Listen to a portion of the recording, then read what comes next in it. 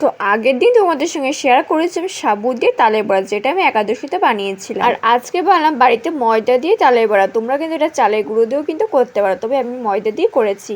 তো প্রথমে কিছুটা ময়দা দিয়েছি, তার মধ্যে স্বাদ মতো লবণ আর কিছুটা পরিমাণে চিনি।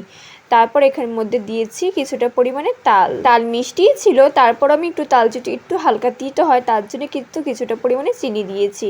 এবার তাল দিয়ে কিন্তু ভালো করে সব কিছু একসঙ্গে মেখে নেবো। আর দিয়েছি কিছুটা পরিমাণে দুধ। আসলে তাল গোলার সময় কিন্তু জল ব্যবহার করিনি, তার জন্য এখন সামান্য পরিমাণে দুধ দিলাম যাতে মাখতে সুবিধা হয়। এদিকে কড়াই বেশ খানিকটা তেল দিয়ে গরম হতে দিলাম, আর এদিকে কিন্তু আমি তালটা ভালো করে মেখেও নিলাম। দেখতেই পাচ্ছ খুব একটা পাতলা বা খুব একটা কিন্তু ঘন কিন্তু করিনি, মিডিয়াম মতন করেছি। তো এরপর তেল এদিকে গরম হয়ে গেছে, তারপর একে একে ছোট ছোট করে আমি দিয়েছি যাতে ভিতর পর্যন্ত ভালোভাবে ভাজা হয়।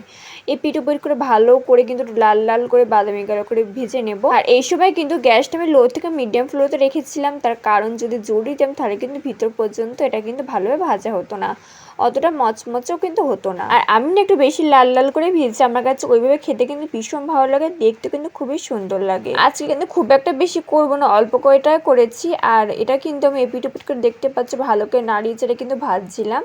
আর না আমি 3টে খোলা মতন হয়েছিল এখানে। আর এটাই বানাচ্ছিলাম সন্ধ্যাবেলায়, তবে কালকে সকালে কিন্তু আমি খেয়েছি, কারণ বাসি জিনিস খেতে ভালো লাগে, মানে পিঠে তালের বড়া এইসব জিনিস না আমার কাছে বাসি খেতে বেশি ভালো লাগে। তো দেখতে পাচ্ছ কড়া করে কিন্তু লাল লাল করে ভেজে নিয়েছি, তারপর সেটা তুলে নিয়েছি। তারপর আরেক খোলা কিন্তু আবারও সেম একই পদ্ধতি কিন্তু আমি দিয়ে দিয়েছি, দিয়ে কিন্তু আবারও আমি এপিট ওপিট করে কিন্তু ভালো করে কিন্তু ভেজে নেব। এইসব ভাজার ক্ষেত্রে কিন্তু তেলের পরিমাণটা বেশি লাগে, তাও কিন্তু আমি দেখতে পাচ্ছি অল্প তেলেই কিন্তু ভেজে নিচ্ছি। তবে তোমরা চাইলে তেলটা কিন্তু আরো বাড়িয়েও কিন্তু ভেজে নিতে পারো। তো আমি দেখতে পাচ্ছি এই খোলাটা কিন্তু ভালো করে লাল লাল করে ভেজে নিয়েছি, খেতে ভীষণ সুন্দর হয়েছিল, একদম মুচমুচে। তো বন্ধুরা দেখতে পাচ্ছ রেডি হয়ে গেছে মুচমুচে তালের বড়া, খেতে ভীষণই সুন্দর হয়েছিল, একদম দারুণ। তোমরা কিন্তু আজই বাড়িতে বানিয়ে ফেলতে পারো তালের বড়া। তো আজকে ভিডিও কেমন লাগলো অবশ্যই আমাকে কমেন্ট করে জানিও, আর অবশ্যই চ্যানেলটি সাবস্ক্রাইব করে দিও। বাই।